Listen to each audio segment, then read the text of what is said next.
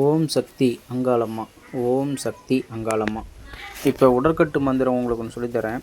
மேற்கே விநாயகர் காவல், மேற்கு மூலை சுப்பிரமணியர் காவல், வடக்கே வைரவன் காவல், வடக்கு மூலை வையாளி காவல், கிழக்கே பிடாரி காவல், கிழக்கு மூலை துர்க்கி காவல், தெற்கே வீரபத்திரன் காவல், தெற்கு மூலை வீரச்சாமுண்டி காவல்.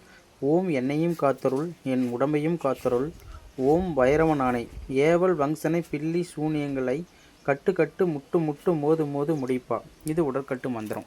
இதை தினைக்கும் போட்டுக்கிட்டு வாங்க, சரிங்களா?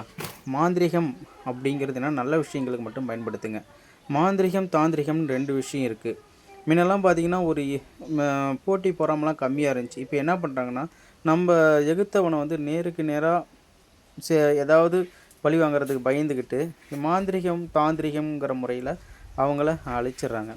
தாந்திரிகத்தில் பார்த்திங்கன்னா ஸ்தம்பனம் அப்படிங்கிறத ஒன்று கையாளுறாங்க. மாந்திரிகத்துலேயும் தாந்திரிகத்துலையும் அது என்ன பண்ணுன்னா, ஒரு ஆளை பார்த்திங்கன்னா தொழில் எல்லாத்தையும் முடைக்கிறது, டோட்டலாக முடக்கிறது தான் ஸ்தம்பனம் பண்ணுறது, சரிங்களா?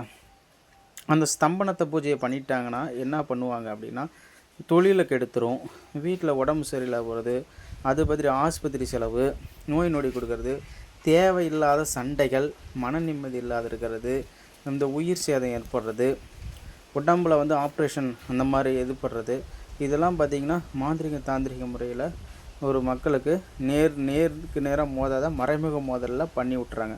அவங்களுக்கெல்லாம் பார்த்திங்கன்னா இந்த ஏவல் சக்தியெல்லாம் அனுப்பி விட்டுறாங்க.